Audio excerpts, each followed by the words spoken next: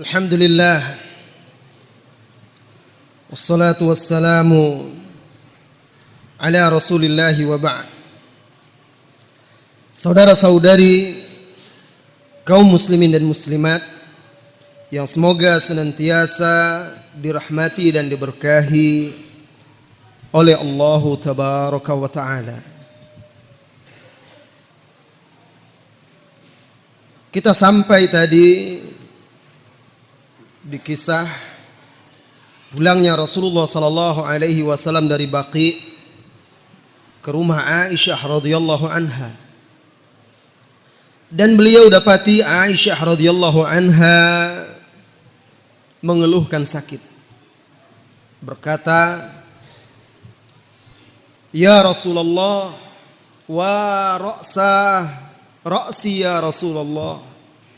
Aduh, kepalaku, wahai Rasulullah, aku merasakan sakit di kepalaku. Maka Nabi yang mulia Muhammadin sallallahu alaihi wasallam, Nabi yang mulia Muhammad sallallahu alaihi wasallam memegang kepalanya pula, kepalanya yang mulia, seraya berkata, "Bal ana wallahi ya Aisyah wa ra'sah." Bahkan kepalaku wahai Aisyah, aku juga merasakan sakit. Aku merasakan sakit yang bersangatan di kepalaku wahai Aisyah. Maka Aisyah radhiyallahu anha melupakan sakitnya. Lalu beliau pun berdiri meruqyah Nabi Muhammad sallallahu alaihi wasallam. Di dalam riwayat hadis yang diriwayatkan oleh Al-Imam Al-Bukhari dari hadis Aisyah radhiyallahu anha qalat, ia menuturkan, "Kana Rasulullah sallallahu alaihi wasallam idza ishtaka nafatha ala nafsihi bil muawwidhat, nafasa ala yadihi bil muawwidhat famasaha biha ala jasadihi." Adalah Rasulullah sallallahu alaihi wasallam apabila merasakan sakit di tubuhnya, beliau meniupkan, menghembuskan di kedua telapak tangannya al-muawwidhat, lalu beliau bacakan al-muawwidhat, qul huwallahu ahad, qul a'udzu birabbil falaq, dan qul a'udzu birabbin nas. Kemudian beliau sapukan ke tubuhnya. Falamma ishtaka fi maradihi alladhi tuwfiya fi, tatkala beliau sakit, merasakan sakit dalam sakit yang menyebabkan dia wafat atau yang dia wafat padanya, tafaqtu anfusu ala nafsihi bil muawwidhat, maka gantian aku yang meniupkan, menghembuskan muawwidhat itu kepadanya. Jadi ketika Rasulullah sallallahu alaihi wasallam sakit menjelang wafat, biasanya Rasulullah beliau meruqyah diri sendiri. Sekarang beliau sakit, Aisyah yang meruqyahnya. Aisyah memegang tangan Rasulullah sallallahu alaihi wasallam. Kemudian Aisyah tiupkan di telapak tangan Rasulullah sallallahu alaihi wasallam dan dibacakannya al-muawwidhat. Lalu Aisyah sapukan tangan Rasulullah sallallahu alaihi wasallam itu ke tubuh Rasulullah sallallahu alaihi wasallam. Nah, kenapa tidak tangan Aisyah sendiri? Beliau beralasan ketika itu, roja'a barakata yadi Rasulillah sallallahu alaihi wasallam, roja'a barakati yadi Rasulillah sallallahu alaihi wasallam, karena mengharapkan keberkahan tangan Rasulullah sallallahu alaihi wasallam. Dalam riwayat Muslim, li'anna yadahu a'zamu barakah, karena tangannya lebih besar berkahnya, min yadi, daripada tanganku. Nah, ini juga mengajarkan kepada kita sunnah meruqyah diri sendiri dengan zikir, doa, bacaan-bacaan yang diajarkan oleh Nabi kita yang mulia Muhammad sallallahu alaihi wasallam, seperti dengan muawwidhat tadi.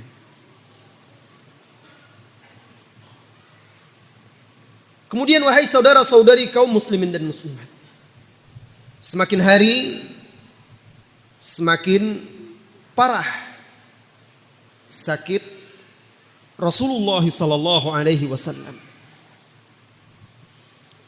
Dan ketika itu beliau masih menggilir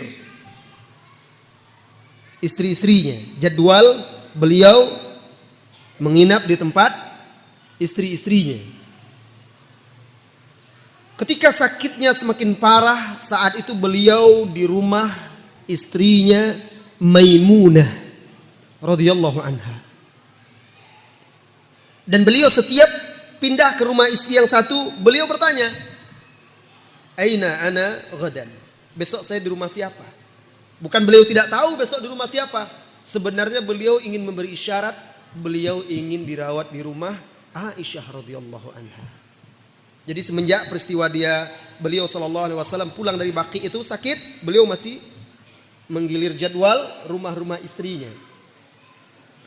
Sampai akhirnya di rumah Maimunah sakitnya semakin parah. Maka beliau meminta izin kepada istri-istrinya agar diizinkan dirawat di rumah Aisyah radhiyallahu anha. Dipanggillah istri-istrinya dan beliau meminta keridhaan istrinya karena itu hak istri-istrinya. Setiap istrinya memiliki hak untuk beliau menginap di rumahnya. Tapi beliau sangat ingin dirawat di rumah Aisyah radhiyallahu anha. Beliau minta izin. Dan istri-istrinya mengizinkan hal tersebut. Semuanya mengizinkan Nabi Muhammad sallallahu alaihi wasallam untuk dirawat di rumah Aisyah. Mereka merelakan hari mereka untuk Aisyah radhiyallahu anha. Agar Rasulullah dirawat di sana selama sakit. Ini juga menunjukkan keistimewaan, keutamaan ibunda kita Ummul Mukminin Aisyah radhiyallahu anha. Maka Rasulullah sallallahu alaihi wasallam berusaha bangkit dari tempat tidurnya, kepalanya diikat karena sakit. Lalu beliau dipapah oleh Al-Abbas dan Ali bin Abi Thalib radhiyallahu anhum. Dipapah oleh Al-Abbas pamannya dan juga Ali bin Abi Thalib sepupunya radhiyallahu anhuma. Beliau berjalan tertatih-tatih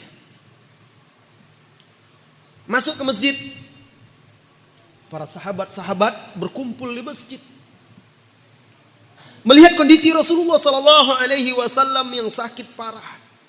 Melangkah saja berat, diapit, dipapah oleh Al-Abbas dan Ali radhiyallahu anhuma. Tidak tertahankan lagi rasa sedih di dalam hati mereka. Semuanya terkejut, gelisah, risau. Semua manusia yang menyaksikan itu saat itu kaum muslimin sangat ketakutan dan cemas terhadap kondisi Rasulullah sallallahu alaihi wasallam. Beliau pun masuk ke kamar Aisyah. Di dalam kamar beliau mendengar isak tangis kaum muslimin di masjid karena sedih melihat kondisi Rasulullah sallallahu alaihi wasallam. Guru yang selama ini mengajarkan kepada mereka petunjuk dan kebenaran, yang membimbing mereka dengan penuh kasih sayang. Orang yang mereka cintai melebihi cinta mereka kepada diri mereka sendiri. Ketika Rasulullah sallallahu alaihi wasallam mendengar isak tangis para sahabat di luar, di masjid maksudnya, beliau pun berkata kepada orang-orang yang ada di dalam rumah Aisyah radhiyallahu anha, karib kerabat keluarganya, "Hariku alayya min sab'i qurabin min al-ma'." Sebagaimana di dalam hadis Bukhari, tuangkan untukku air dari 7 kantong air, qirbah. Kantong air yang terbuat dari kulit. Hadis Aisyah radhiyallahu anha, Rasulullah sallallahu alaihi wasallam meminta 7 kantong air. Apa kata Aisyah? Fa ajlasnahu fi tistin au ina makhdabin. Lalu kami dudukkan beliau. Begitu parahnya sakit sampai beliau didudukkan, dibantu. Kami mendudukkan beliau sallallahu alaihi wasallam di tempat wadah untuk menampung air. Fi makhdabin li Hafsah, milik Hafsah, salah seorang istri Nabi sallallahu alaihi wasallam, putri Umar radhiyallahu anhu. Dan mulailah kami, para istri-istri beliau, menuangkan air kepada beliau. Hatta qala biyadihi qad fa'altunna, Sehingga beliau memberi isyarat dengan tangannya, cukup, kalian sudah melakukannya. Dalam riwayat lain beliau berkata, hasbukunna, cukup. Setelah beliau mandi, belum merasakan lebih segar. Fa ahassa Rasulullah sallallahu alaihi wasallam binasyab. Beliau merasa lebih baikan. Kemudian Rasulullah sallallahu alaihi wasallam mengikat kepalanya. Lalu keluarlah beliau ke masjid menemui sahabat-sahabat. Dalam beberapa riwayat Anas bin Malik dikisahkan itu hari Kamis. Maka keluarlah Rasulullah sallallahu alaihi wasallam dengan kepala terikat menahan rasa sakit yang menderanya. Keluar diapit oleh Ali bin Abi Thalib radhiyallahu anhu dan seorang sahabat yang lainnya dari keluarganya. Lalu beliau dipapah berjalan dengan berat menuju mimbar. Melihat hal tersebut, kaum muslimin semuanya terkejut. Mereka bersedih, khawatir, cemas, meneteskan air mata melihat kondisi Rasulullah sallallahu alaihi wasallam. Mereka khawatir berpisah dengan orang yang paling mereka cintai sepenuh jiwa raga mereka. Naiklah beliau ke atas mimbar. Mimbar yang selama ini menjadi tempat beliau berdiri menyampaikan petuah-petuahnya, mauidhahnya, pengajaran-pengajarannya. Mimbar yang menjadi tempat beliau selama ini mengajarkan ajaran Islam kepada kaum muslimin. Beliau berdiri di atas mimbar. Berkumpullah para sahabat merapat mengelilingi mimbar tersebut, mendekat kepada Nabi sallallahu alaihi wasallam. Lalu Rasulullah sallallahu alaihi wasallam pun memuja dan memuji Allah, menyanjung Allah Subhanahu wa taala, berselawat atas dirinya, kemudian memohon ampunan untuk sahabat-sahabat yang dikuburkan di Uhud, lalu berdoa untuk mereka. Kemudian Rasulullah sallallahu alaihi wasallam berkata, "Ayyuhan nas, wahai manusia, inni baina aidikum faratun wa ana alaikum syahid wa inna mau'idakumul haud." Wahai manusia, aku akan mendahului kalian, aku akan menanti kalian, dan aku akan menjadi saksi kalian. Tempat pertemuan kalian denganku adalah telaga. Wa inni la anzuru ilaihi min maqami hadha, dan sesungguhnya aku melihat telaga itu dari tempat berdiriku ini. Ayuhan nas, inni la akhsha an tusyriku ba'di. Wahai manusia, beliau berbicara kepada kaum muslimin ketika itu, kepada para sahabat, murid-muridnya. Wahai manusia, sesungguhnya aku tidak mengkhawatirkan kalian menyekutukan Allah sesudahku. Walakinni akhsha alaikumud dunya, tetapi yang aku khawatirkan atas kalian adalah dunia. Dibukakan untuk kalian dunia ini selebar-lebarnya. Antanafasu fiha kama tanafasa fiha man kana qablakum. Kalian berlomba-lomba memperebutkan dunia itu sebagaimana umat-umat sebelum kalian memperebutkannya. Fatuhlikum kama ahlakahum. Lalu dunia menghancurkan kalian sebagaimana dahulu dia telah menghancurkan umat-umat sebelum kalian. Ini peringatan dari Nabi kita yang mulia sallallahu alaihi wasallam agar kita waspada dan berhati-hati terhadap dunia ini yang menyebabkan iman menjadi lemah. Cinta dunia yang berlebihan membuat seseorang itu takut dan lupa akhirat, takut kematian, lupa akhirat. Ketika itu mereka ditimpa oleh wahan. Ketika itu mereka menjadi lemah. Al-wahan ad-dha'fus syadid. Lemah. Ketika orang sangat mencintai dunia membuat dia sangat lemah. Walaupun dia memiliki tubuh yang kekar, berotot.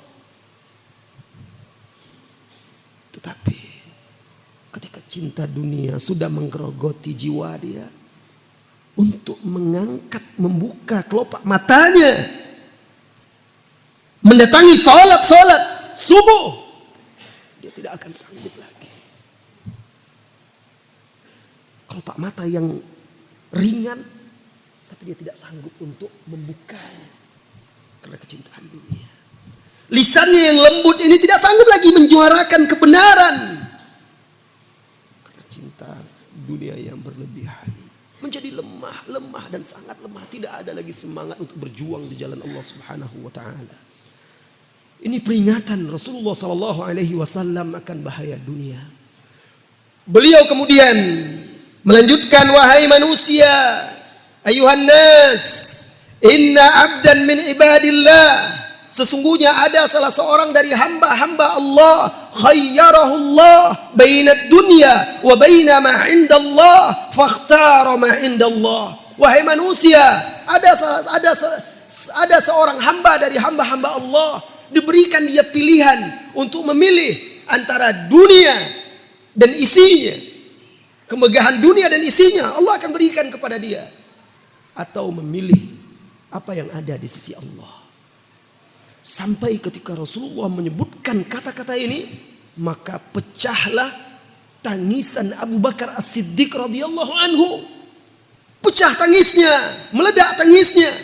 Karena ketika itu dia paham, mengerti, hamba yang diperintahkan memilih itu adalah Rasulullah sallallahu alaihi wasallam. Berarti sudah dekat waktu berpisah dengan orang yang dicintainya. Maka beliau sambil menangis berkata, bi abi anta wa ummi ya Rasulullah. Ayah ibuku sebagai tebusanmu wahai Rasulullah. Fadainaka bi abaina, fadainaka bi ummahatina. Kami akan tebus engkau dengan ayah kami. Kami akan tebus engkau dengan ibu kami. Fadainaka bi amwalina. Kami akan tebus engkau dengan harta kami. Fadainaka bi anfusina ya Rasulullah. Kami akan tebus engkau dengan jiwa kami. Saudaraku, kalaulah bukan karena ingin menceritakan dan menyampaikan kepada anda, rasanya malu kita untuk mengucapkan kata-kata Abu Bakar As-Siddiq ini. Kami tebus engkau dengan harta kami. Kami tebus engkau dengan jiwa raga kami. Kapan kita akan sanggup melakukan itu? Sementara hanya untuk hadir mendengarkan hadis Nabi saja kita berat. Duduk di majelis ilmu untuk mempelajari ajaran-ajarannya saja kita tidak bisa mengalahkan dunia kita. Untuk mengamalkan sunnah-sunnahnya yang ringan-ringan saja kita tidak sanggup. Lalu kita katakan seperti itu. Kami tebus engkau dengan ayah ibu kami. Kami tebus engkau dengan harta kami, dengan jiwa kami. Sementara kita hidup di zaman kita merasakan keimanan kita sangat lemah. La ilaha illallah. Maka para sahabat yang lain yang melihat kelakuan Abu Bakar As-Siddiq radhiyallahu anhu ini merasa heran. Ada apa ini? Orang tua satu ini. Rasulullah sallallahu alaihi wasallam bercerita ada seorang hamba diberi hak untuk memilih atau diperintahkan memilih, kok dia menangis? Qalu wa ajaban li hadha syekh. Aneh syekh ini, orang tua ini. Rasulullah sallallahu alaihi wasallam berbicara tentang seorang hamba yang diberi perintah untuk memilih antara dunia dan akhirat. Lalu hamba tersebut memilih yang ada di sisi Allah. Lalu dia menangis. Ada apa dia menangis? Semuanya ketika itu tidak paham dan tidak mengerti. Hanya Abu Bakar yang paham.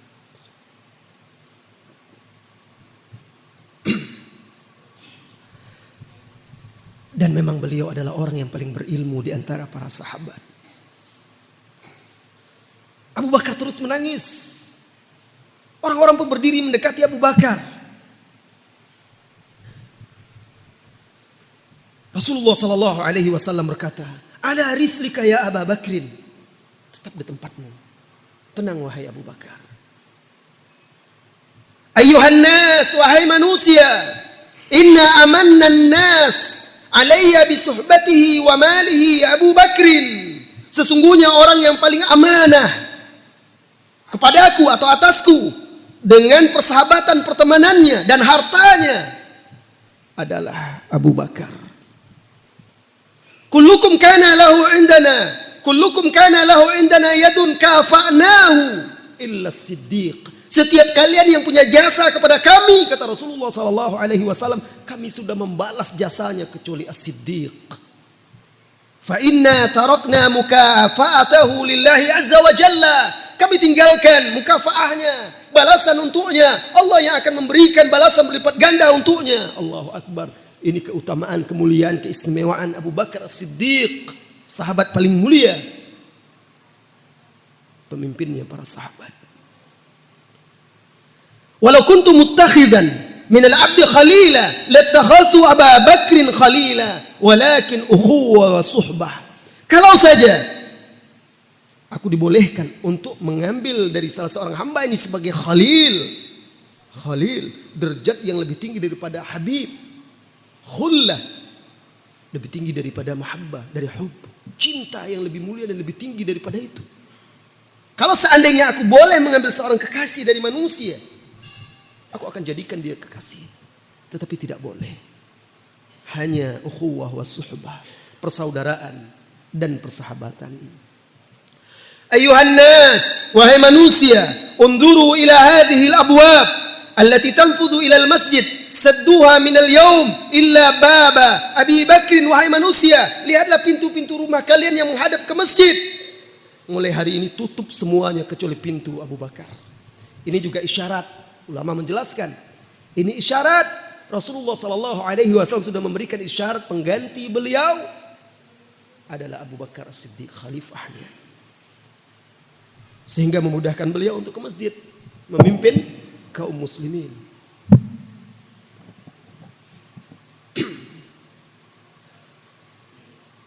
Kemudian Rasulullah SAW menatap seluruh sahabat,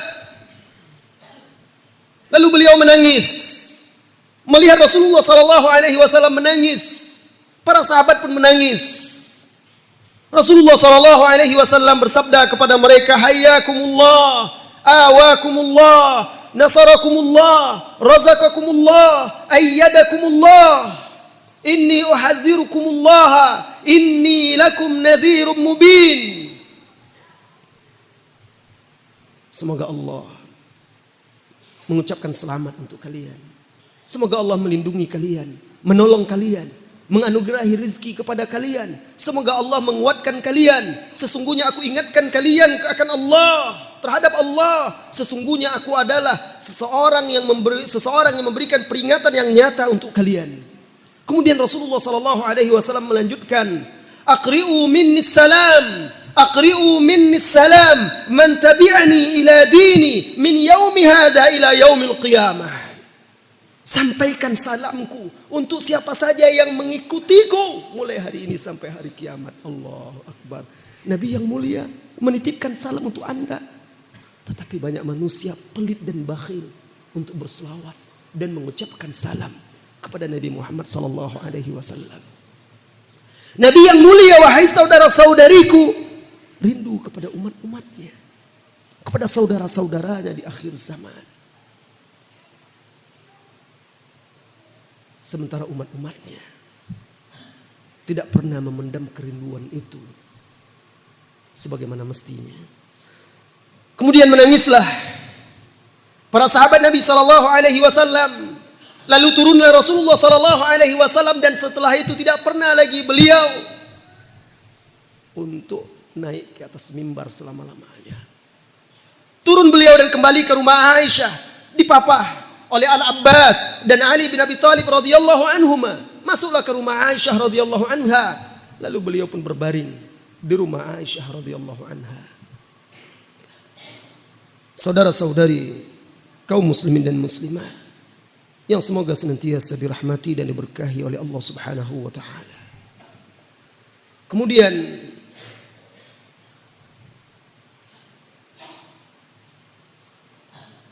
datang waktu salat di hari-hari sakit beliau. Dikumandangkanlah azan oleh Bilal. Lalu Rasulullah SAW meminta diambilkan air.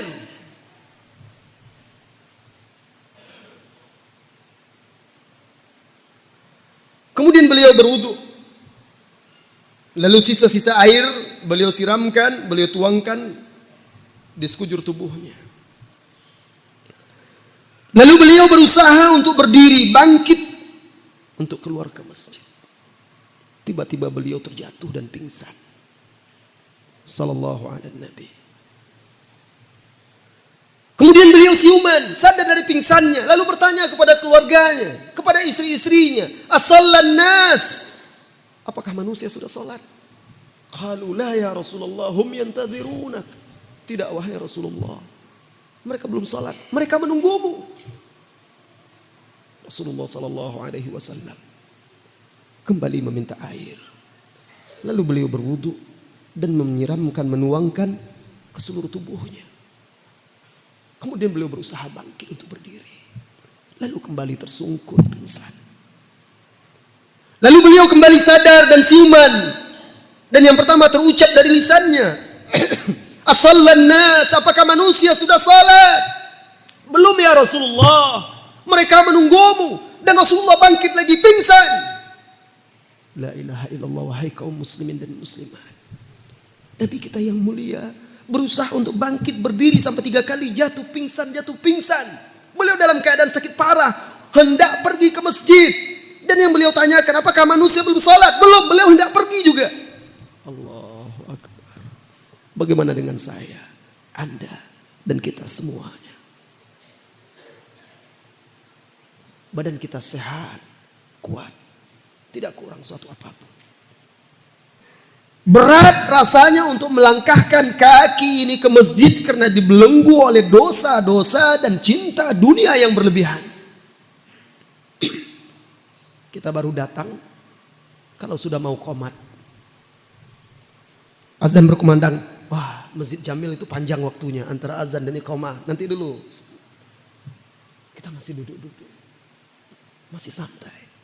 Kalau sudah qomat baru buru-buru kita. Kadang-kadang pun kita masih berat. Dan masih banyak lagi kaum muslimin yang tidak mendatangi masjid-masjid Allah, di mana di sana dikumandangkan panggilan-panggilan azan, panggilan-panggilan salat, tanpa ada perasaan bersalah, tanpa ada perasaan berdosa. Tidakkah pernah mereka membaca, menghayati bagaimana Nabi mereka yang mulia sampai jatuh pingsan 3 kali hanya untuk mendatangi salat. Sampai akhirnya beliau tahu beliau tidak akan bisa lagi pergi ke masjid. Baru beliau perintahkan Abu Bakar As-Siddiq radhiyallahu anhu untuk memimpin salat. Ini menunjukkan salat jamaah tidak boleh ditinggalkan kecuali dalam kondisi atau ada uzur-uzur syar'i yang membuat seorang pria tidak bisa mendatangi tempat ditegakkannya salat berjamaah. Lantas sakit Rasulullah sallallahu alaihi wasallam semakin parah, semakin berat. Aisyah bercerita, dakhala alaihi Abdullah bin Mas'ud, sebagaimana diriwayatkan oleh Al-Imam Al-Bukhari, masuklah Abdullah bin Mas'ud menjenguk Rasulullah sallallahu alaihi wasallam, fawajada al-humma tashaddadat bi Rasulillah sallallahu alaihi wasallam atau ishtaddat bi Rasulillah sallallahu alaihi wasallam. Dia dapati demam Rasulullah semakin parah, terasa sangat panas. Maka dia berkata, "Ya Rasulullah, inni araka tu'ak wa'akan syadida." Wahai Rasulullah, aku melihat engkau merasakan sakit yang bersangatan, yang berlipat ganda. Rasulullah sallallahu alaihi wasallam menjawab, "Ajal ya Abdullah, benar wahai Abdullah, inni la u'ak kama yu'akur rajulani minkum."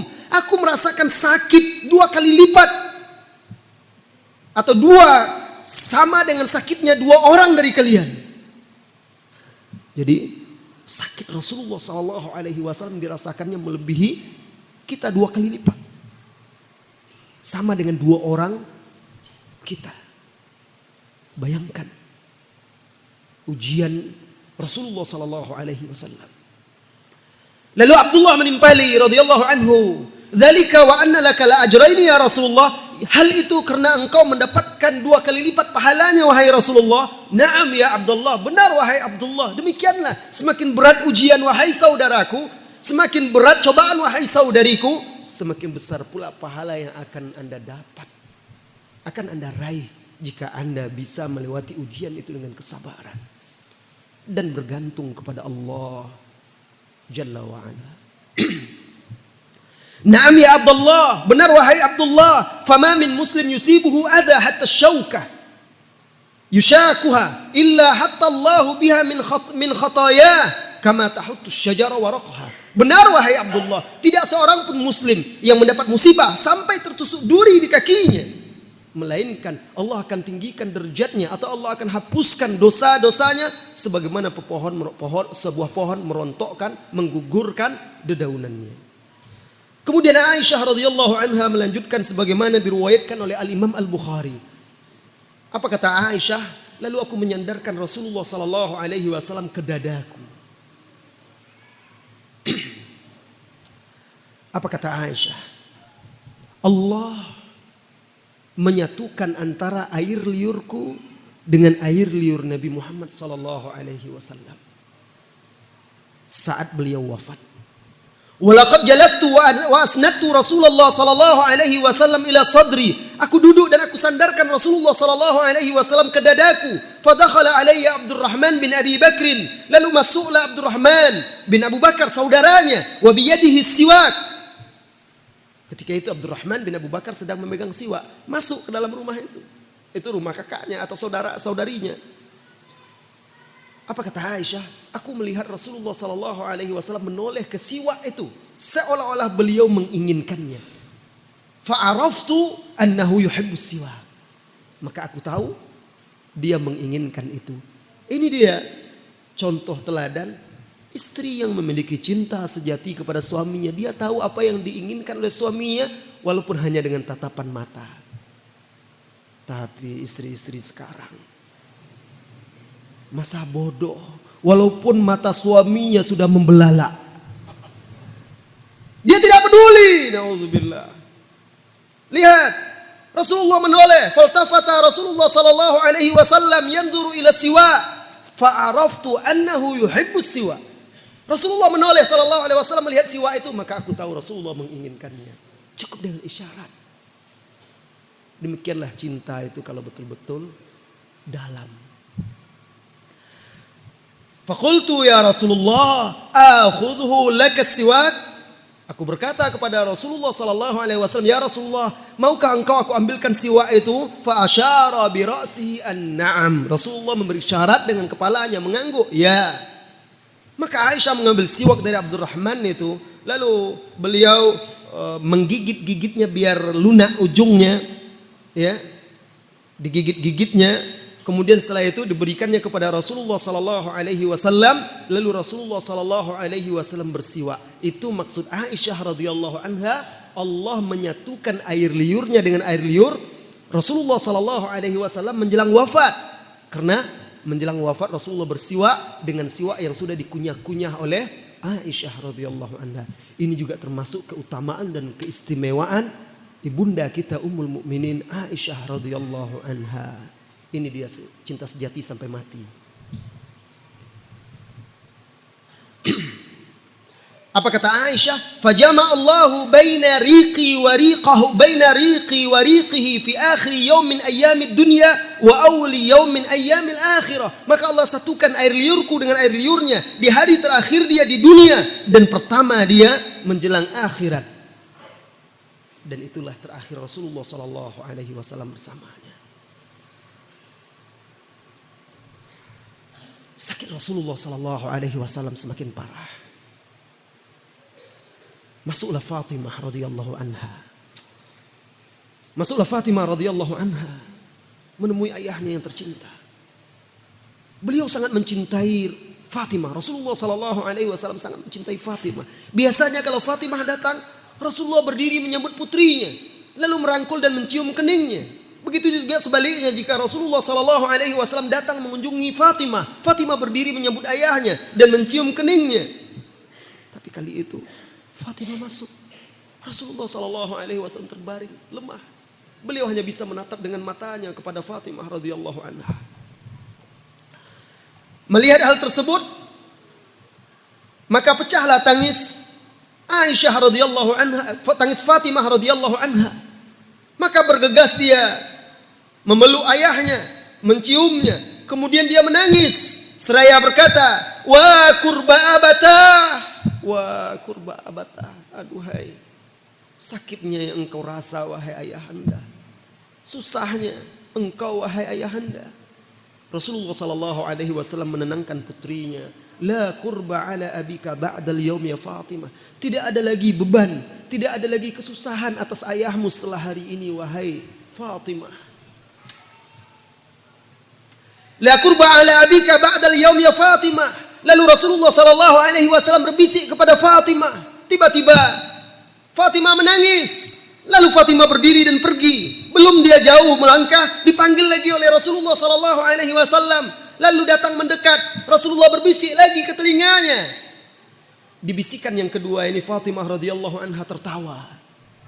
Kelak setelah Rasulullah sallallahu alaihi wasallam wafat, Aisyah bertanya, apa rahasia tersebut? Kenapa dia pertama menangis lalu kemudian tertawa? Dia pun bercerita, Fatimah, akhbarani annahu sayamutu fi wajhihi hadha. Beliau menyampaikan kepada aku bahwa dia akan wafat dalam sakitnya ini. Maka aku menangis. Tatkala aku kembali datang dipanggilnya, beliau memberitakan, anni awwalu ahli baitih luhuqan bihi. Aku adalah ahlul bait ahlul baitnya, keluarganya yang pertama menyusulnya ke akhirat. Fadhahiktu, maka aku pun tertawa, senang karena segera menyusul ayahnya.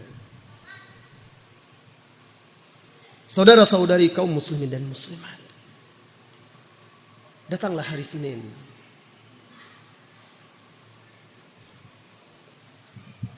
Hari terakhir Rasulullah sallallahu alaihi wasallam di dunia. Ketika itu subuh, kaum muslimin sedang salat di masjid dipimpin oleh Abu Bakar As-Siddiq radhiyallahu anhu.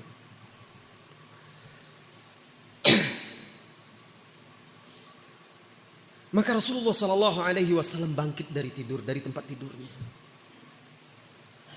Lalu beliau berjalan menuju pintu rumah Aisyah. Lalu beliau pun menyingkap sitir, kain penutup pintu Aisyah radhiyallahu anha itu. Dia singkap, maka tampaklah wajahnya yang bercahaya laksana purnama, berseri-seri,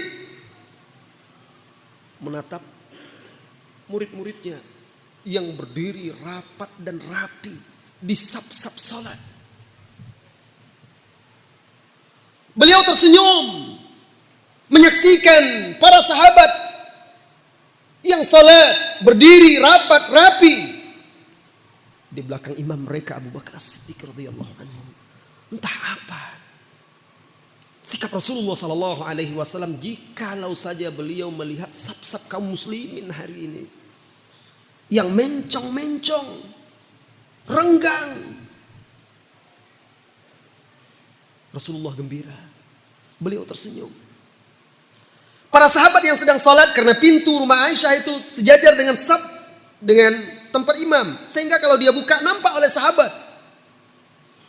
Sahabat yang melihat itu dengan lirikan mata mereka gembira melihat Rasulullah sallallahu alaihi wasallam, wajahnya bercahaya, tersenyum. Hampir-hampir saja mereka terfitnah. Bahkan Abu Bakar Siddiq tatkala mengetahui itu berniat untuk mundur ke belakang, mempersilahkan tempat itu untuk Rasulullah sallallahu alaihi wasallam. Tapi Rasulullah sallallahu alaihi wasallam memberikan isyarat kepada dia untuk tetap di tempatnya. Rasulullah sallallahu alaihi wasallam tersenyum. Kemudian akhirnya beliau tutup kain tersebut, tirai tersebut.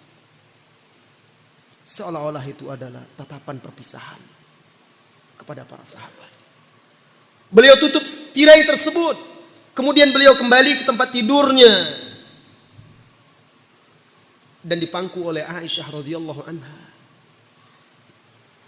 Kembali dia ke tempat Aisyah. Tidak seorang pun di antara manusia ketika itu tahu bahwa itu adalah hari terakhir, saat-saat terakhir Rasulullah sallallahu alaihi wasallam bersama mereka. Bahwa detik-detik perpisahan itu telah dekat. Kembalilah Rasulullah sallallahu alaihi wasallam dan malaikat maut sudah berada di rumah tersebut. Berakhirlah ajal Rasulullah sallallahu alaihi wasallam. Malaikat maut telah hadir di rumah Aisyah radhiyallahu anha dan Aisyah menyandarkan Rasulullah sallallahu alaihi wasallam di dadanya, di pangkuannya. Kepala Rasulullah sallallahu alaihi wasallam disandarkan di antara dada dan lehernya. Masuklah malaikat maut dan mendekatlah ajal.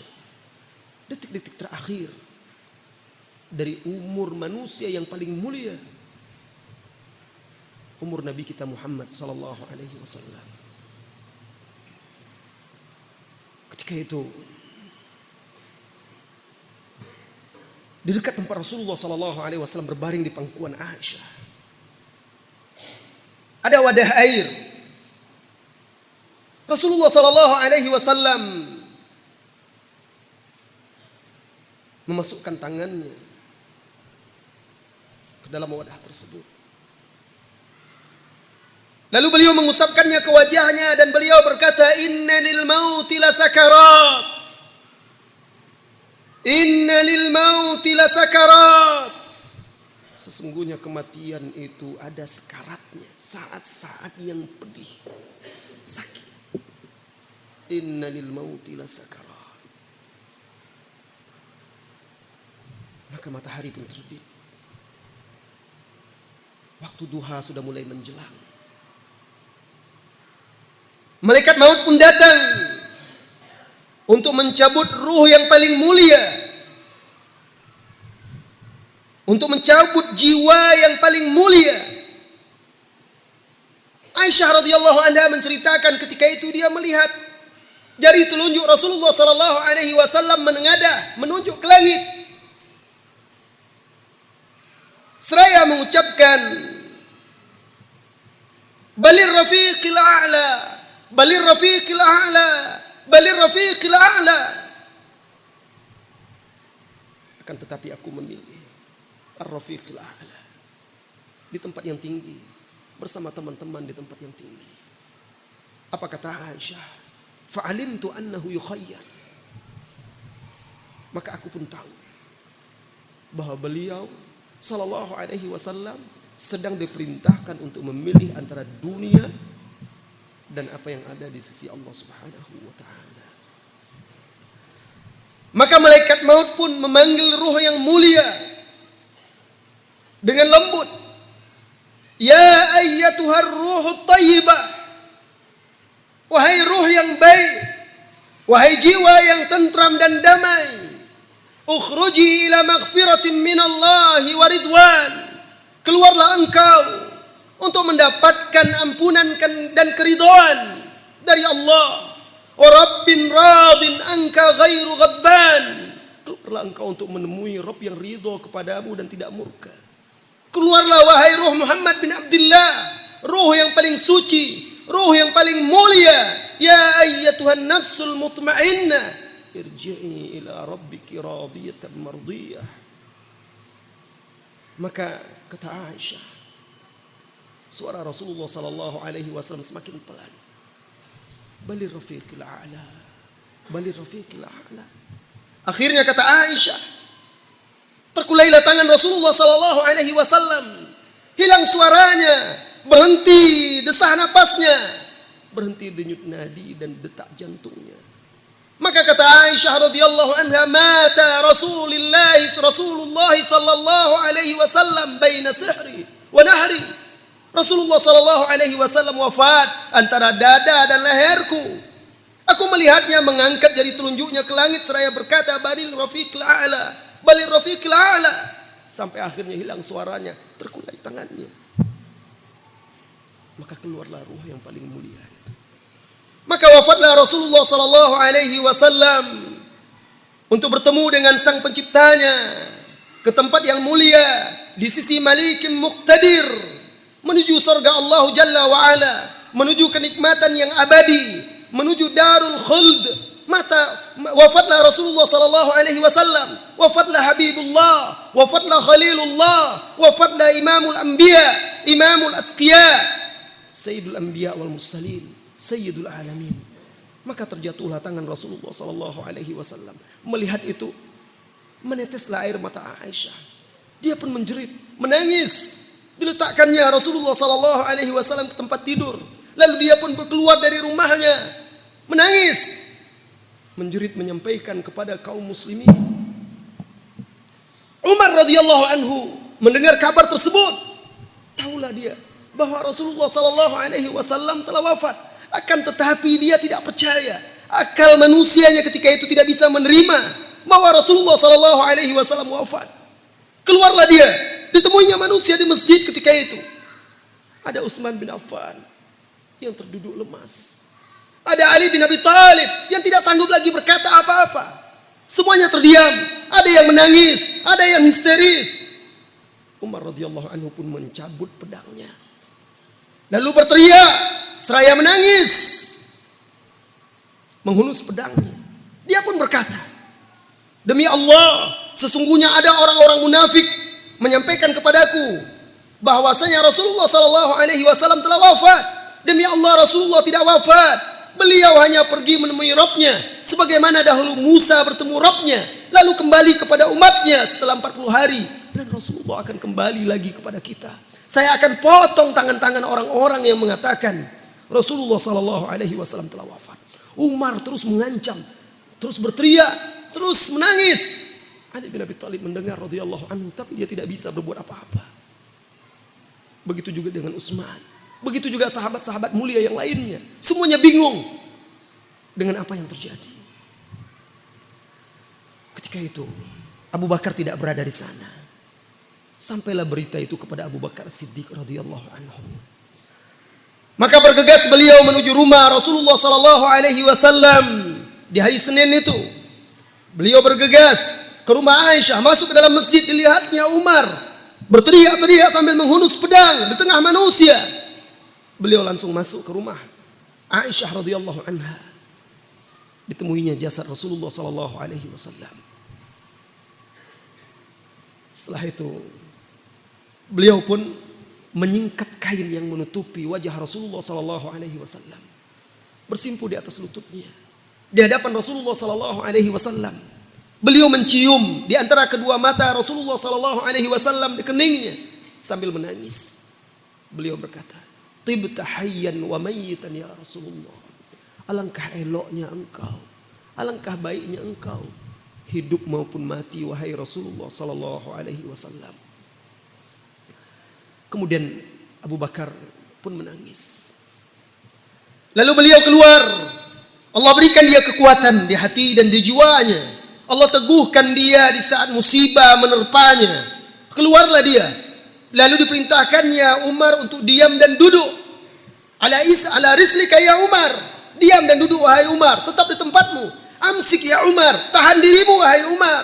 Umar tidak peduli. Dia terus berteriak-teriak. Maka akhirnya Abu Bakar Siddiq radhiyallahu anhu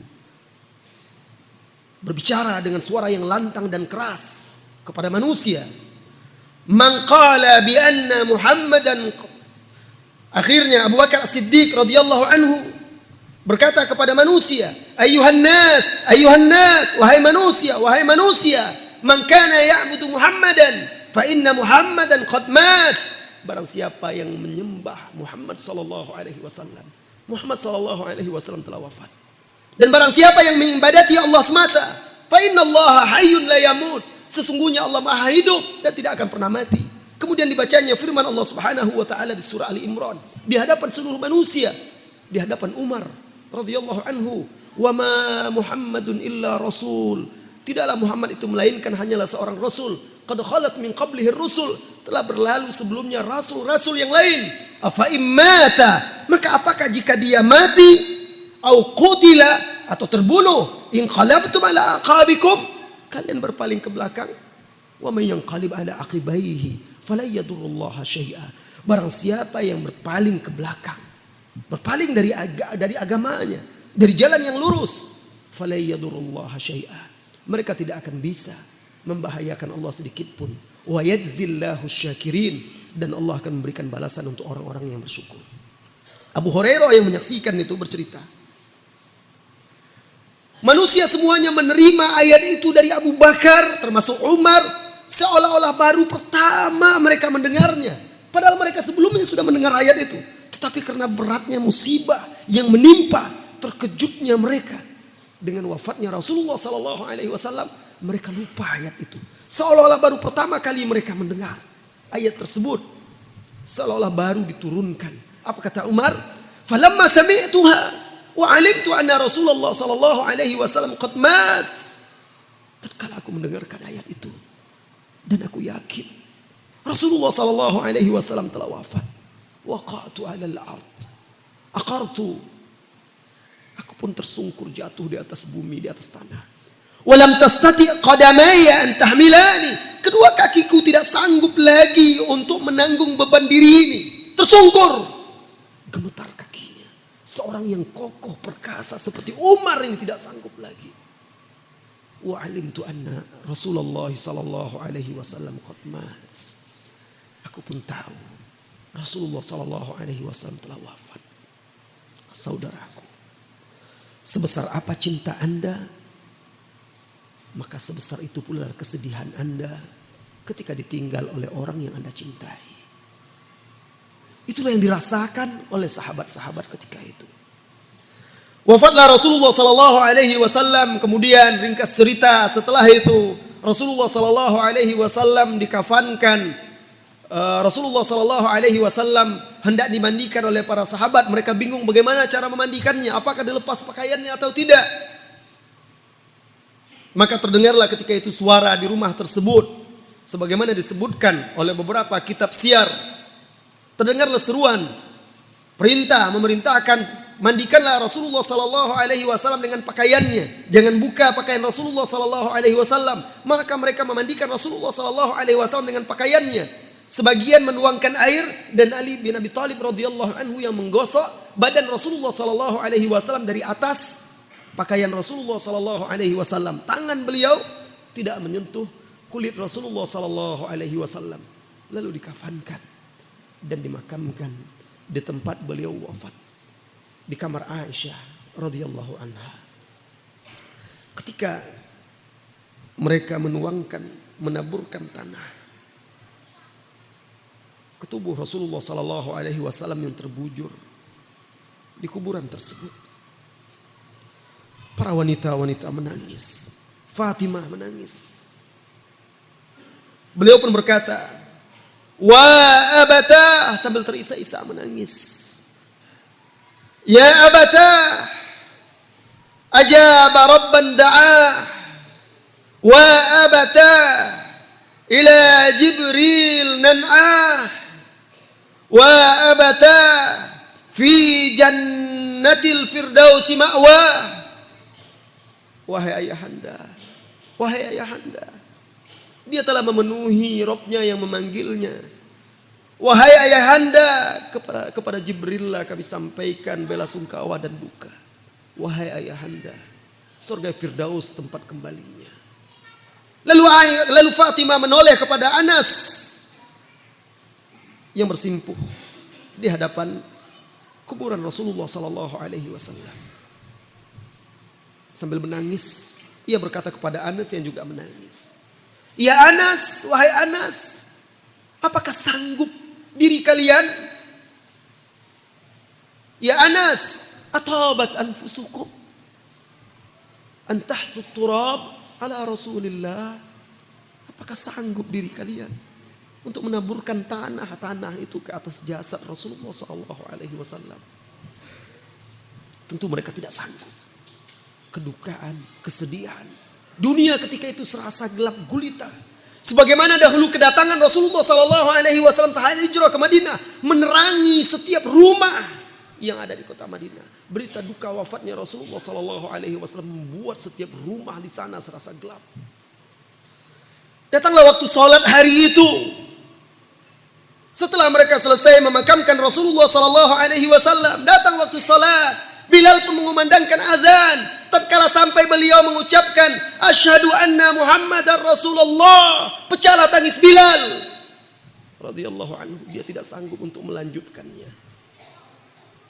Setiap kali dia mengucapkan syahadat itu, dia tidak sanggup melanjutkannya. Maka hiruk pikulah kota Madinah dengan isak tangis, kesedihan dan duka kaum muslimin.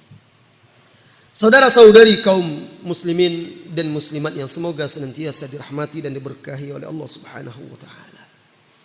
Demikianlah wafatnya Rasulullah sallallahu alaihi wasallam. Hati pasti sedih. Bahkan barangkali mata menangis. Akan tetapi ketahuilah, kematian adalah sesuatu yang ditetapkan. Karena Allah Subhanahu wa taala telah berkata kepada Rasulullah sallallahu alaihi wasallam dalam firman-Nya, "Afa imitta fahumul khalidun." Apakah jika engkau mati hai Muhammad lalu mereka itu akan kekal? Maka kematian itu pasti datang kepada beliau dan juga kepada setiap kita. Karena Allah Subhanahu wa taala tidak menjadikan seorang pun kekal. Jika ada yang berhak kekal, maka Rasulullah lah yang paling berhak. Tetapi Allah Subhanahu wa taala telah menegaskan, "Wa ma ja'alna lil basyari min qablikal khuld." Kami tidak jadikan manusia sebelummu kekal. Afa imitta fahumul khalidun. Apakah jika engkau mati lalu mereka akan kekal? Kullu nafsin dha'iqatul maut.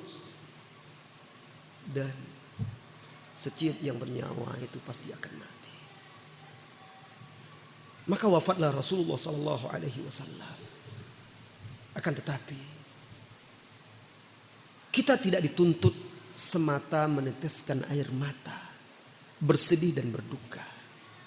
Cinta bukan sebatas air mata yang menetes rasa duka dan sedih. Tetapi cinta yang dituntut dari kita adalah mengikuti jejak Rasulullah sallallahu alaihi wasallam, memegang teguh petunjuknya, beriltizam dengan sunnahnya, mentaati perintahnya, menjauhi larangannya. Ini dia cinta kita kepada beliau sallallahu alaihi wasallam. Sekalipun beliau wafat, wahai saudara-saudariku, jika Anda menghidupkan sunnah-sunnahnya, menjalankan agama ini sesuai dengan tuntunannya, maka beliau bersama Anda dengan ajarannya itu. Bukankah beliau yang menyabdakan di dalam hadisnya, "Sallu kama ra'aitumuni usalli." Salatlah kalian sebagaimana kalian melihat aku salat. Jika Anda betul-betul menjaga salat Anda seperti Rasulullah sallallahu alaihi wasallam salat, maka Rasulullah tetap hidup bersama kita dengan sunnah-sunnahnya itu. Kita akan bersamanya. Bukankah beliau yang berkata, "Man tawadda'a nahwa wudu'i hadza." Barang siapa yang berwudu seperti wuduku ini, jika engkau berwudu dengan benar seperti yang dicontohkan oleh beliau sallallahu alaihi wasallam, engkau bersamanya. Bahkan engkau akan bersamanya kelak di yaumil qiyamah. Bukankah beliau juga yang mengatakan, "Khudhu anni manasikakum." Ambillah dariku oleh kalian tata cara manasik haji dan umrah kalian. Bukankah beliau yang memerintahkan kita untuk mencintai dia melebihi cinta kita kepada orang tua kita, kepada anak kita, bahkan melebihi cinta kita kepada seluruh manusia. Maka selama kita benar-benar bersungguh-sungguh mempelajari sunnahnya, mengamalkannya dalam kehidupan kita sehari-hari, kemudian memperjuangkannya, membelanya, maka kita akan bersamanya kelak. Dan ingat, Rasulullah sallallahu alaihi wasallam bersabda, "Inna min asyaddan nasi hubban li." Sesungguhnya di antara manusia yang paling atau sangat mencintaiku, unasun ya'tuna ba'di, yaitu orang-orang yang datang kelak sesudahku. Kita berharap karena kita datang sesudah beliau. Yawaddu ahaduhum law ra'ani bimalihi wa ahli. Salah seorang dari mereka sangat ingin bisa melihatku, sekalipun itu harus ditebus dengan keluarga dan hartanya. Sanggup Anda mengorbankan keluarga dan harta Anda? Barangkali kita belum dituntut untuk itu. Sedikit saja kita menyumbang untuk agama kita berat. Bahkan istri anak kita kadang menghalangi kita untuk menegakkan ajaran Islam ini. Kita tidak sanggup untuk melangkahi dan melewati itu. Bagaimana kita mengaku atau termasuk dalam hadis ini orang yang paling mencintai Rasulullah sallallahu alaihi wasallam. Akan tetapi kita berharap termasuk seperti yang dikatakan oleh Anas bin Malik. Ketika ada seseorang yang bertanya kepada Rasulullah sallallahu alaihi wasallam, "Ya Rasulullah, mata sa'a, wahai Rasulullah, kapan tegaknya hari kiamat?" Rasulullah Shallallahu Alaihi Wasallam balik bertanya, wa ma'adatta laha, apa yang engkau siapkan untuk hari kiamat? Aku tidak siapkan ibadah yang banyak ya Rasulullah. Walakinni uhibbullah wa rasulah. Tetapi aku mencintai Allah dan Rasulnya. Rasulullah menjawab, innaka ma'aman ahbabta. Engkau bersama orang-orang yang engkau cintai. Ini yang akan membuka pintu harapan bagi kita. Maka kita juga akan meniru dan mengikuti Anas bin Malik yang mengatakan sesudah itu, sesungguhnya aku mencintai Rasulullah, mencintai Abu Bakar, mencintai Umar. Walaupun aku tidak bisa beramal seperti mereka, tapi aku berharap dengan cintaku kepada mereka bisa dikumpulkan dengan mereka. Itu yang menumbuhkan harapan kita, wahai saudara-saudari kaum muslimin dan muslimat. Sampai di sini detik-detik wafatnya Rasulullah Sallallahu Alaihi Wasallam, mudah-mudahan bisa bermanfaat dan berguna bagi kita. Waktu yang tersisa kita gunakan untuk menjawab beberapa pertanyaan saja. Allahu a'lam bishawab. Jazakallahu khairan, kami sampaikan kepada Ustadz Abu Zubair Al-Hawari. Masya Allah, kajiannya sangat menarik sekali dan berkesan. Mungkin kalau diteruskan sampai tengah malam tetap betah, Ustadz. Nggak bisa diteruskan kan detik-detik. Tapi bagaimanapun antum sudah menceritakan sampai wafatnya Rasulullah Sallallahu Alaihi Wasallam. Dan kami mengucapkan terima kasih sekali atas apa yang antum sampaikan. Kemudian ini ada beberapa pertanyaan, mungkin bisa antum jawab satu persatu. Yang pertama ini, betul.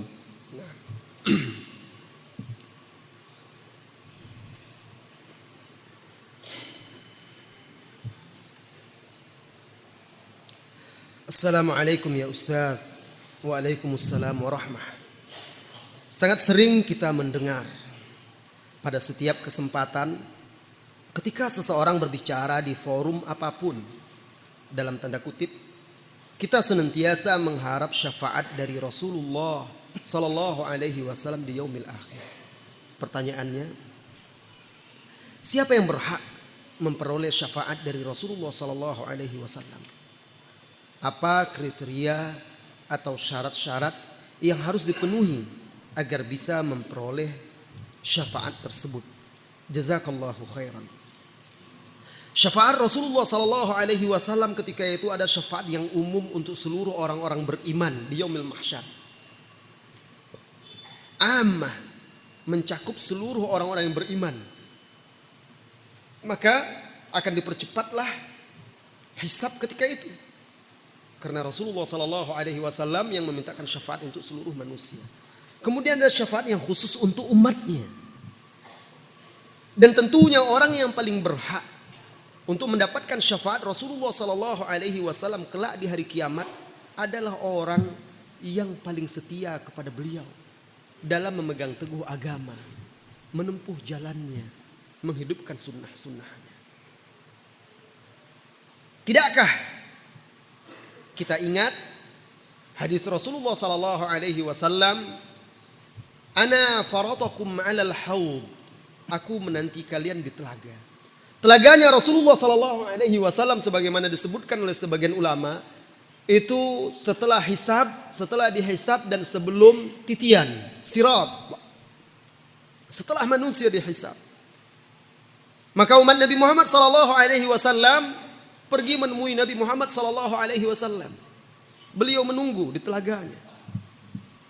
Kemudian satu persatu umatnya beliau ulurkan air dengan cangkir langsung dari tangannya kepada umatnya tersebut. Barang siapa yang minum di situ atau dari air tersebut atau dari uluran tangan Rasulullah Sallallahu Alaihi Wasallam itu tidak akan merasakan haus lagi selama-lamanya. Lantas Rasulullah Sallallahu Alaihi Wasallam bercerita ada nanti sekelompok umatnya ketika datang ke telaga itu diusir seperti onta diusir dari telaga tempat mereka minum. Rasulullah mengetahui itu umatnya. Rasulullah Sallallahu Alaihi Wasallam pun berkata, ummati, itu adalah umatku, itu adalah umatku.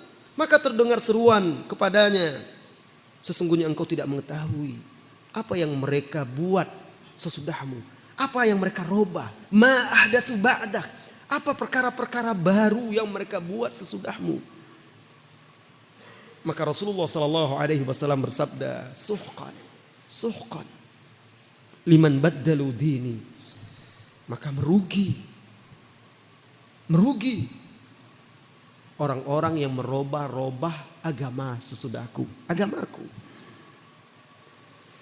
Jadi dari sinilah kita tahu bahwasanya orang-orang yang berpegang teguh dengan ajarannya, dengan sunnahnya, tidak menambah-nambah dan tidak mengurang-urangi dari apa yang telah diajarkan oleh Rasulullah sallallahu alaihi wasallam, mereka orang yang paling berhak untuk mendapatkan syafaat dari Rasulullah sallallahu alaihi wasallam, dan setiap orang mendapatkan syafaat sesuai dengan kadar kedekatannya, kadar ketaatannya, keistiqomahannya, dan kadar ittiba'nya kepada Rasulullah sallallahu alaihi wasallam. Allahu a'lam. Yang kedua.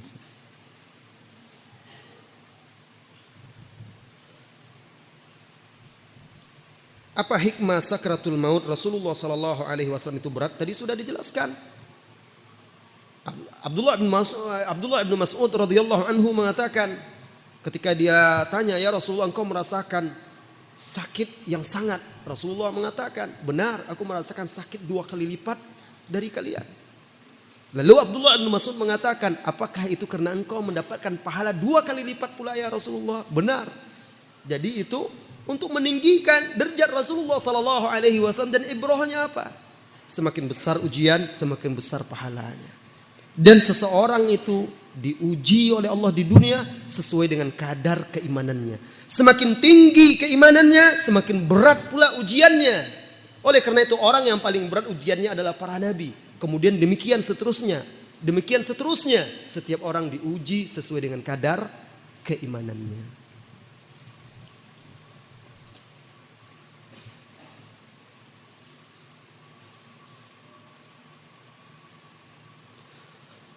Ustaz, kita tahu bahwa surga itu bertingkat-tingkat. Dan surga Rasulullah sallallahu alaihi wasallam adalah surga yang paling tinggi. Lalu bagaimana agar kita yang merupakan umat yang sudah berpisah di dunia dengan Rasulullah sallallahu alaihi wasallam nanti dapat menemani Rasulullah di surga? Saudaraku, ini yang dirasakan oleh salah seorang sahabat, Thauban, maula Rasulullah sallallahu alaihi wasallam. Suatu hari ketika dia meninggalkan majelis Rasulullah sallallahu alaihi wasallam, pulang ke rumahnya, berkumpul bersama anak istrinya, teringat dia Rasulullah sallallahu alaihi wasallam. Lalu pergi dia bergegas ke masjid, tidak ada Rasulullah, Rasulullah di kamarnya. Duduk dia di sudut masjid terisak-isak menangis. Terdengar oleh Rasulullah sallallahu alaihi wasallam, Rasulullah keluar. Thauban, kata Rasulullah, engkaukah itu? Benar wahai Rasulullah. Apa yang membuatmu menangis? Apa kata Thauban? Ya Rasulullah, apabila kami meninggalkan majelismu, berkumpul dengan anak istri kami, keluarga kami teringat kepadamu. Lalu kami mendatangimu. Tetapi aku teringat, kelak jika engkau masuk surga, engkau berada di tempat yang paling tinggi. Dan ketika aku masuk surga juga, aku takut, aku tidak bisa bertemu denganmu. Ini yang membuat dia menangis, sedih. Khawatir, kalaupun masuk surga tidak bisa lagi bertemu dengan Nabi sallallahu alaihi wasallam. Tetapi ingat, Allah menegaskan di dalam surah An-Nisa juga, orang-orang yang taat kepada Allah dan Rasulnya, maka dia kelak bersama para nabi. As-Siddiq, orang-orang yang siddiq. As-Syuhada, orang-orang yang mati syahid. Orang-orang yang saleh. Wa hasuna ulaika rafiqa. Dan mereka itu adalah sebaik-baik teman kelak di hari kiamat. Jadi ketaatan kita kepada Allah dan Rasulnya lah yang bisa menjamin kita untuk berkumpul dengan Rasulullah sallallahu alaihi wasallam, walaupun derajat kita di surga tidak tinggi setinggi beliau, tetapi kita tetap akan bisa berkumpul. Ketaatan. Kemudian yang kedua, wahai saudara-saudariku, jika Anda ingin menemani Nabi sallallahu alaihi wasallam di surga, ingatlah kisah Rabi'ah Al-Aslami.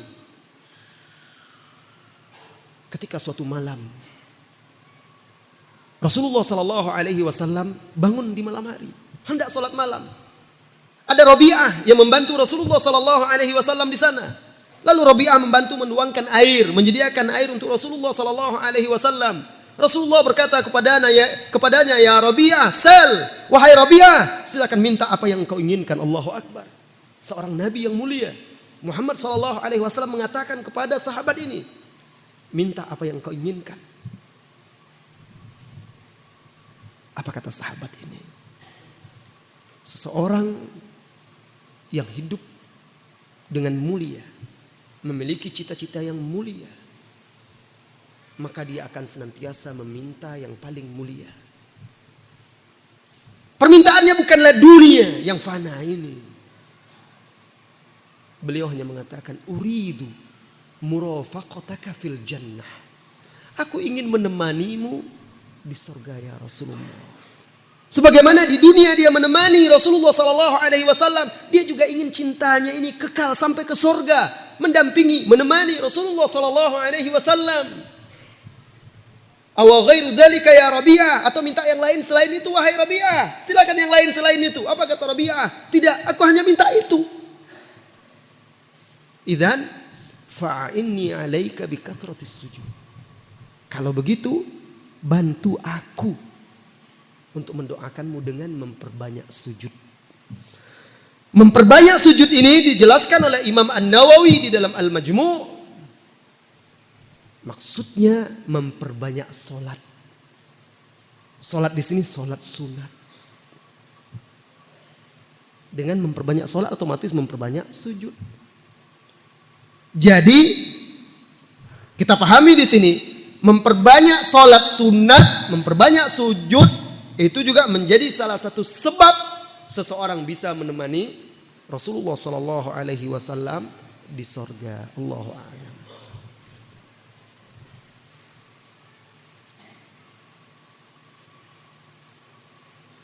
Ustaz, pada tanggal berapa Rasulullah Sallallahu Alaihi Wasallam itu wafat? Sebab saya pernah membaca buku yang menceritakan tentang wafat Rasulullah Sallallahu Alaihi Wasallam.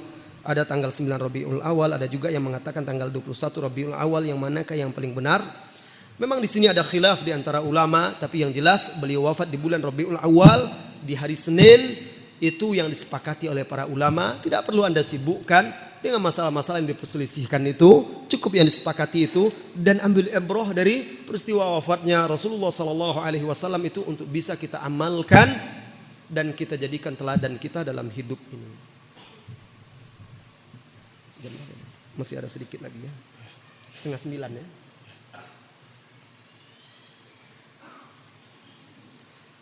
Bagaimana dengan orang yang mengaku ahlus sunnah dan mengaku mencintai Rasulullah Sallallahu Alaihi Wasallam, akan tetapi tidak bersemangat menjalankan mengamalkan sunnah, bahkan meremehkan atau melecehkan sunnah tersebut? Dan apabila diajak mengamalkan amalan sunnah yang tidak sesuai kebiasaannya, dia berkata, itu kan cuma sunnah. Mohon jawabannya, jazakumullahu khairan. Orang ini barangkali dia orang yang tidak berilmu, orang jahil. Ya doakan dia, mudah-mudahan Allah memberi dia ilmu yang bermanfaat, membuka pintu hatinya untuk bisa menerima hidayah. Kalau ada orang seperti cuma sunnah, berarti tanda dia tidak berilmu, dia tidak paham sunnah apa yang dimaksud dengan sunnah di situ. Nah, orang yang seperti itu tidak perlu diajak berdebat, beri nasihat dengan baik, ajak menuntut ilmu, sikapi dengan baik, ya. Kemudian beri dia hadiah-hadiah, buku-buku yang bermanfaat. Doakan dia agar dia mendapat hidayah, mudah-mudahan terbuka pintu hatinya. Dan banyak, bukan hanya orang-orang yang bodoh atau yang tidak mengerti saja, orang-orang yang sudah mengaji saja kadang banyak melalaikan sunnah-sunnah Rasulullah Sallallahu Alaihi Wasallam. Tidak perlu kita melihat orang-orang yang jauh, kadang diri kita juga banyak melalaikan sunnah-sunnah Rasulullah Sallallahu Alaihi Wasallam, padahal kita mengaku mencintai Rasulullah Sallallahu Alaihi Wasallam. Kita masih sering hanya sebatas penampilan. Kadang akhlak kita masih jauh dari akhlak Rasulullah Sallallahu Alaihi Wasallam. Lihat akhlak Rasulullah terhadap orang-orang yang bersalah, orang-orang yang tergelincir. Bagaimana? Kadang-kadang mentang-mentang kita sudah mengaji, sudah merasa di atas sunnah, lalu kita melihat remeh saja orang-orang lain yang awam, yang tidak berilmu, yang barangkali belum sampai dakwah dengan benar pula. Anda menyampaikan kepada dia, barangkali dia tidak percaya kepada Anda. Atau Anda tidak bisa menyampaikan, maka dia menolak, maka dia tidak menerima. Bukan dia melecehkan sunnah. Kalau dia tahu dan yakin itu sunnah, siapa pula dari umat ini yang mau melecehkan sunnah nabinya? Itu karena ketidaktahuan. Dan sunnah Rasulullah SAW bukan hanya sekedar memanjangkan janggut, bukan sekedar mengangkat pakaian di atas mata kaki, bukan sekedar mazhar penampilan, tetapi sunnah Rasulullah adalah kehidupannya. Kita harus berusaha untuk meneladaninya, akidahnya, ibadahnya, muamalahnya, akhlaknya, perilakunya. Bagaimana beliau berinteraksi dengan manusia, dengan kaum muslimin, dengan orang tua, dengan anak muda, dengan anak kecil, dengan orang yang berdosa, dengan orang yang bersalah. La ilaha illallah. Rasulullah sallallahu alaihi wasallam suri tauladan dalam segala hal. Barangkali ini yang terakhir ya, tapi saya kisahkan sedikit bagaimana akhlak Rasulullah sallallahu alaihi wasallam terhadap orang-orang yang jahil itu. Dan Anda semua sebenarnya tahu banyak kisah-kisah yang disampaikan oleh ustaz-ustaz kita. Ada seorang sahabat bernama Abdullah. Kisah beliau ada di dalam Bukhari, ada di dalam Adabul Mufrad, ada di dalam yang lain-lainnya. Di dalam Sahih Bukhari juga. Abdullah ini sangat mencintai Rasulullah sallallahu alaihi wasallam. Bahkan Rasulullah sallallahu alaihi wasallam yang mempersaksikannya. Apa kata Rasulullah? Demi Allah saya tahu dia ini mencintai Allah dan Rasulnya. Saking cintanya beliau kepada Rasulullah sallallahu alaihi wasallam, beliau selalu ingin menyenangkan hati Rasulullah sallallahu alaihi wasallam. Suatu ketika datanglah A'rabiyun membawa madu ke kota Madinah, dijualnya. Datang Abdullah ini, dia beli, saya beli madu Anda, tapi hutang ya, besok bayar. Hutang. Dia bawa madu itu. Lalu dia hadiahkan kepada Rasulullah sallallahu alaihi wasallam. Ya Rasulullah, ini hadiah. Rasulullah tidak pernah menolak hadiah. Dimakan oleh Rasulullah sallallahu alaihi wasallam. Besoknya datang orang itu menagih hutang kepada Abdullah. Mana hutangmu? Madu kemarin bayar. Dia bawa orang itu menemui Rasulullah sallallahu alaihi wasallam. Lalu dia berkata, "Ya Rasulullah, a'ti hadzal saman." Wahai Rasulullah, berikan uang madu kemarin. Allahu akbar. Rasulullah bertanya, "Bukankah engkau sudah menghadiahkannya kepadaku?" "Benar wahai Rasulullah, tapi aku tidak punya uang untuk membayarnya." Fadhahika Rasulullah sallallahu alaihi wasallam. Rasulullah sallallahu alaihi wasallam tertawa, kemudian membayarkan utang dia. Tidak ada Rasulullah marah dan segala macam. Tunggu. Yang lebih dahsyat dan menakjubkan lagi. Abdullah ini wahai saudaraku seorang pemabuk. Entah berapa kali dia tertangkap mabuk lalu dicambuk oleh Rasulullah sallallahu alaihi wasallam. Dicambuk oleh Rasulullah sallallahu alaihi wasallam.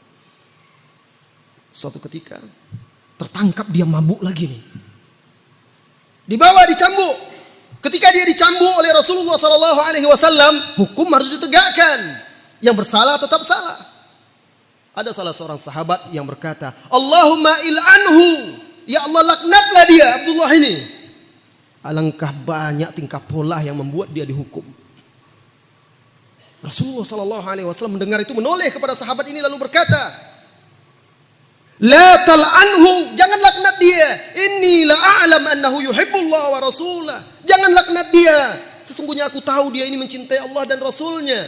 La takun auna syayatin ala akhikum. Jangan kalian menjadi pembantu syaitan untuk menyesatkan saudara kalian. Allahu akbar. Ini orang mabuk sudah berkali-kali tertangkap dan dicambuk. Ya salah tetap dihukum, tetapi ketika dilecehkan atau didoakan atau dilakukan sesuatu yang tidak baik kepada dia, dipandang rendah, Rasulullah bela dia. Ini muslim ini. Bahkan coba bayangkan bagaimana perasaan Abdullah ini ketika mendapat pembelaan itu. Dia yang sudah terpuruk ini kembali memiliki harapan. Ternyata saya ini juga punya harapan untuk berubah menjadi baik loh. Nah, kita mensikapi orang-orang yang salah. Begitu juga orang-orang awam, maksudnya orang-orang yang tidak paham. Dan kisah lain di Bukhari dan Muslim itu orang yang kencing di sudut masjid. Bayangkan kencing di sudut masjid mau dipukul lagi oleh para sahabat. Apa kata Rasulullah? Biarkan, masa orang kencing disuruh biarkan. Tapi itu Rasulullah. Di masjid lagi. Karena ini apa? Orang tidak paham, tidak mengerti. Itu kan kesalahan yang fatal itu. Kesalahan yang besar. Tapi kan dia tidak paham. Kalau dia tahu masjid ini tempat mulia, rumah Allah, tidak boleh najis itu diletakkan di situ, pasti dia tidak akan lakukan. Tapi dia tidak tahu. Setelah selesai dia kencing, Rasulullah perintahkan sahabat, orang-orang yang sudah paham dan mengerti, orang-orang yang berilmu, ambil air, siramkan kencingnya. Malah kita pula yang diperintahkan. Ya, orang yang berilmu, yang paham dan mengerti. Rasulullah pegang tangannya. Rasulullah beri nasihat 4 mata dengan lembut. Rasulullah jelaskan bahwa rumah Allah ini tidak boleh. Untuk itu rumah Allah ini dibuat untuk sholat, untuk doa, zikir, beribadah kepada Allah. Dan dia paham, mengerti. Lihat, makanya seperti yang Anda kadukan, ada orang seperti itu dari bahasanya saja, kan cuma sunnah. Ini menandakan dia orang awam, yang jahil, yang tidak paham, tidak mengerti. Sikapi dia dengan baik, tidak perlu berdebat dengan dia, dan doakan dia agar dia mendapat hidayah dari Allah Subhanahu wa taala untuk mengenal sunnah seperti Anda telah diberi hidayah juga oleh Allah Subhanahu wa taala untuk mengenal sunnah. Demikian, saya memohon maaf karena tidak bisa melanjutkan lagi. Karena sudah malam tadi sampai jam 8:30 ya. Lebih dan kurangnya saya minta maaf. Sampai bertemu lagi insyaallah di lain waktu. Jika tidak ada kesempatan di dunia, mudah-mudahan Allah mengumpulkan kita di sorga bersama Rasulullah sallallahu alaihi wasallam. Wa sallallahu wasallam ala nabiyyina Muhammadin walhamdulillahi rabbil alamin. Subhanakallahumma wa bihamdika asyhadu an la ilaha illa anta astaghfiruka wa atubu ilaik. Assalamualaikum warahmatullahi wabarakatuh.